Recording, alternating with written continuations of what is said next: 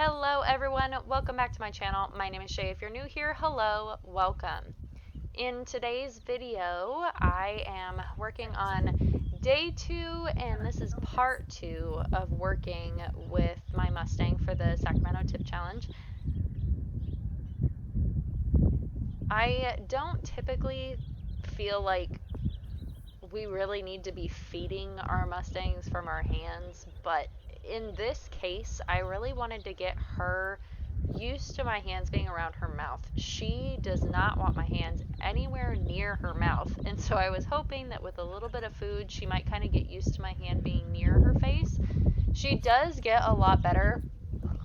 I've had her for about a month. I am super far behind on videos, but as of right now, she's totally fine with me having my hands anywhere near her face, which is fantastic.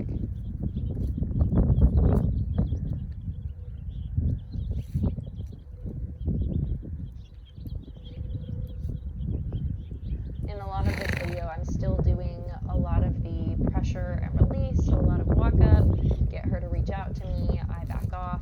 I still want to encourage her to come to me, not just me grab a lead rope and kind of force her to cooperate with what I want her to do. I want it to be her choice and something she's comfortable with, not doing it because she has to.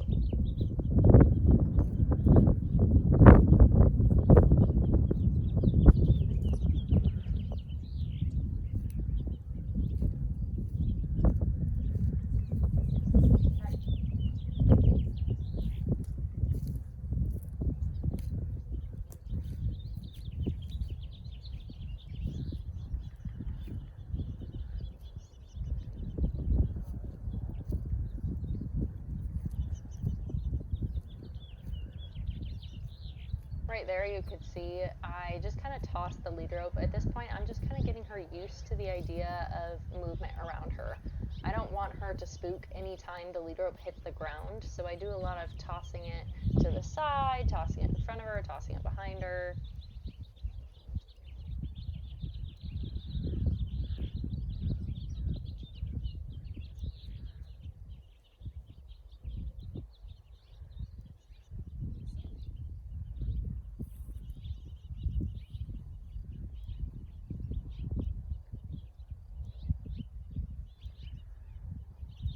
At this point, she was a little bit more comfortable with me touching her forehead. Anywhere near her eyes were a little bit sketchy. Obviously, you can see she kind of pulled away a little. And down her nose, she's really not a fan. So I try to make them light and quick touches, but if she kind of tries to pull away, I don't want to give that release. So I try to keep my hand on as light as possible and then give her that release when she settles back down. Here she started to kind of walk away while I was petting her, so I just kept my hand on her until she got really nice and quiet, and then I gave her that release.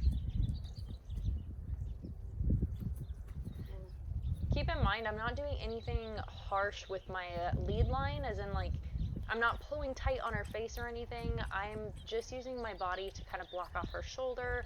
I find that those kind of quiet movements typically go a lot easier with her.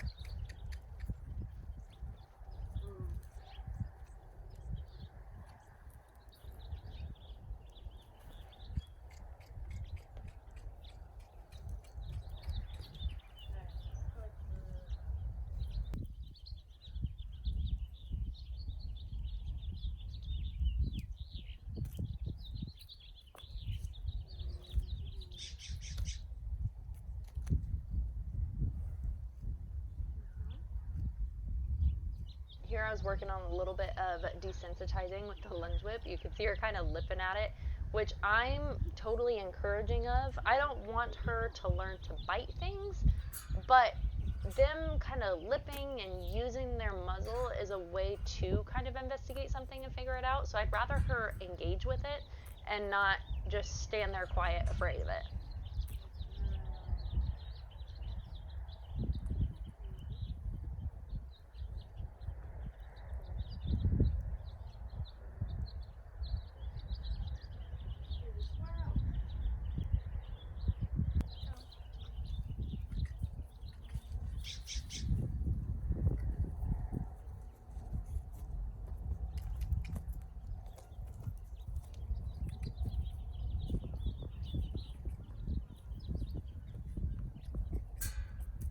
here you can see when I'm trying to get forward movement, obviously Mustangs don't know what a cluck or a kiss or whoa means. They don't understand any of that.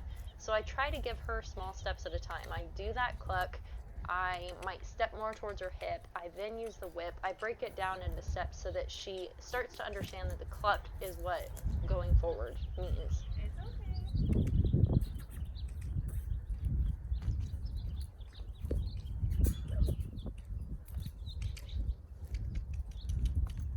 Good. Also, you can see her try to dive into the shelter because she knows that's where calm and quiet is. So I wish that I'd shut the gate panel, which I do in just a minute, obviously. And I apologize for the high wind. Some of these days it was very, very windy and it was very cold. And I was very sad I had a vest on. You got the socks down. You could hear me say there, you've got the stops down, and I really feel like she was very responsive to what whoa meant, and I think that had a lot to do with just still trying to figure it out, but a lot of the body movements that I would do.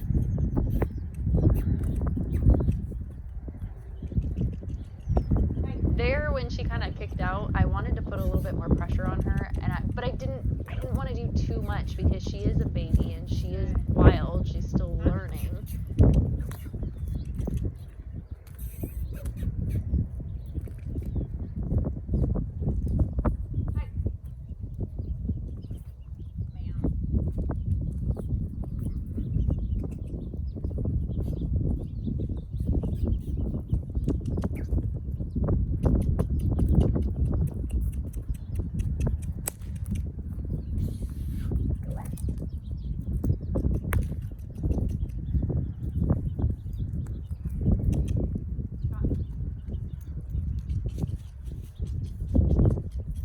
Right there, what I wanted to do is I tapped her on the butt just to see if that would encourage a little bit more forward movement, and it did. So as soon as she really trotted, I wanted to stop her and kind of praise her for it, but I think I created too much energy there where she wasn't able to kind of come back down to that calm, collected state, so it kind of backfired in my opinion.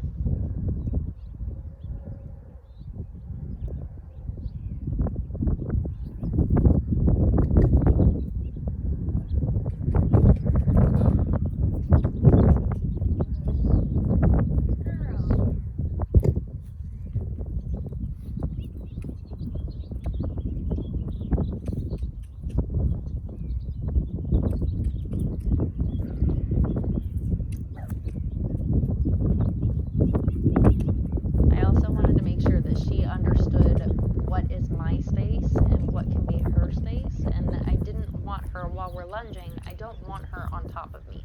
And that's something that we still kind of work on. I don't know what it is with her, but she definitely loves to be right next to me when I'm lunging her.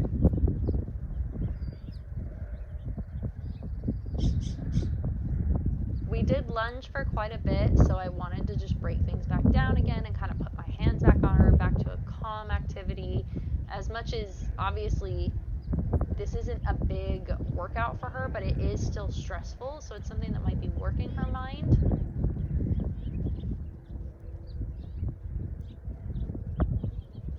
And at this point, these are, I think, all new locations that I'm able to touch her at. So I'm getting her tail, I'm getting her hind end, I'm getting her stomach, and you'll see here in a minute she does kick out. And I think that I could kind of pick up on that watching it now, but I wish that I'd paid a little bit more attention to her kind of threshold, her stance, because I could totally see when her tail started flicking that I should have pulled back, and I didn't.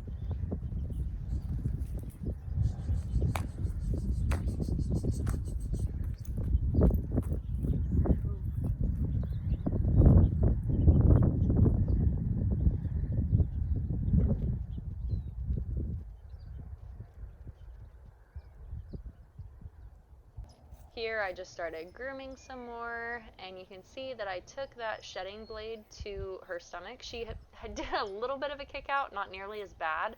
So I just kind of continued with what I was doing, and she seemed to chill out a little bit about it, which was very nice.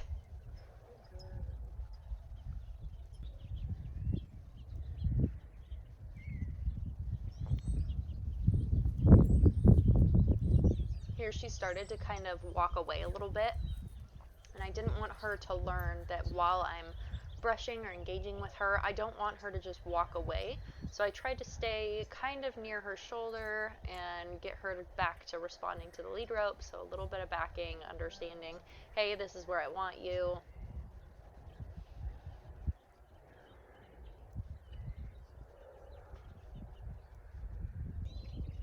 I started doing a lot more of petting over the halter to start to prepare to get the halter off and put it back on. But I wanted her to be totally comfortable with me touching her face before I took it off, just because she was so sensitive about her nose.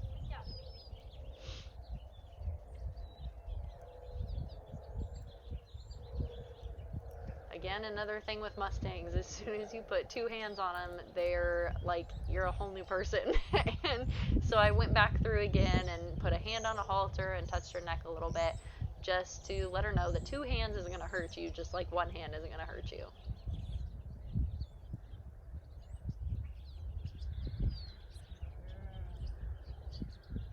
In the previous clip, I worked a little bit on down, and it's just me taking a little bit of pressure on the lead rope to bring her head down. So that's why on this step in the backup, she was like, I'm putting my head down, what else do you want from me? It is a different type of pressure, if I'm saying that right, so it is something that I expect her to learn the difference. And at this point, she totally has. She knows when I'm asking her to back. That also has to do with my body language. If I'm stepping into her, she sees that as a back.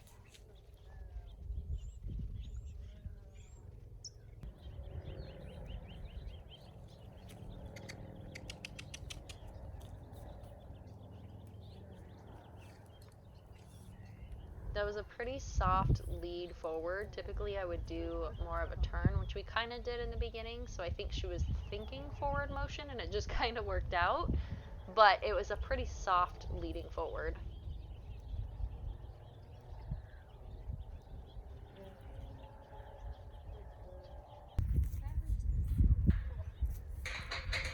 I just left this in because I thought it was cute that she kind of came over to check out what I was doing.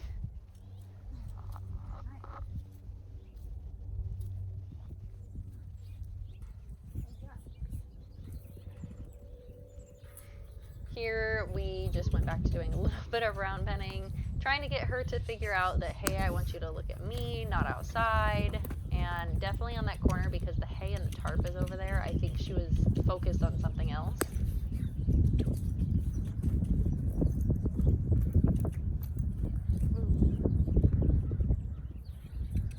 But you can see her stops are really nice. She typically turns straight into me.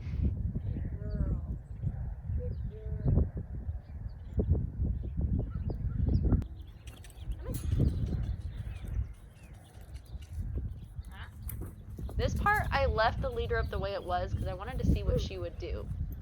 So I kind of flung it over her head, and what I wish that I had done there was let her settle after I just flung that over her head, because she actually stood pretty well for it. I would have loved to just let her process that. You can see her licking and chewing right now, trying to figure out what I'm asking her.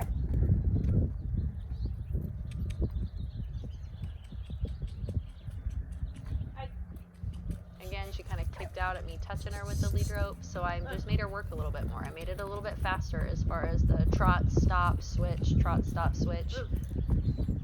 In some ways, I think this is fine. In other ways, I think she might get a little bit too hot over it. So I think for her it worked. For other horses, I don't know that it would.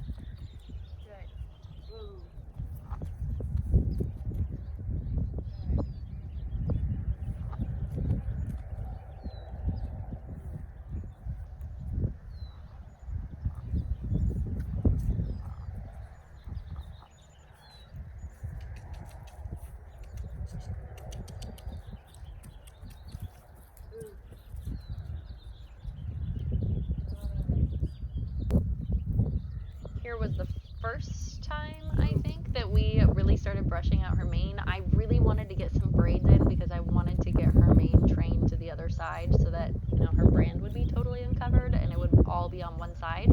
So I just worked with a little bit of brushing on her, especially having those two hands up by her shoulders was something that was kind of new still, so we were learning.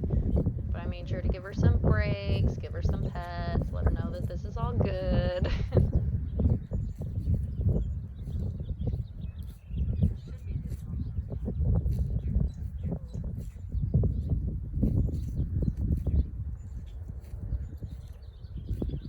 You can see her kind of spook there, and I think it's because I just reached into my back pocket. And again, this is the side that she isn't fond of, so I think I should have potentially taken a little bit longer when it came to working with her on this side. Let her take her time and see that, two hands on this side is just the same as two hands on the other side, and it's okay. That is it for today's video. I hope you guys enjoyed it. Make sure you stay tuned. I'm hoping to be better about putting videos up. I think I'm finally getting my child onto a good sleep schedule where I can start to do more of this stuff. And Penny, the Mustang, has just been doing so much better. So I've been able to kind of back off a little bit and let her have some time with Sage. They go out and play in the paddock all the time. So I let her kind of be a horse. She's still a baby, so I want her to kind of have that baby time. But make sure you guys stay tuned. Don't forget to like, subscribe, and comment down below. And I'll see you in the next video. Bye, guys.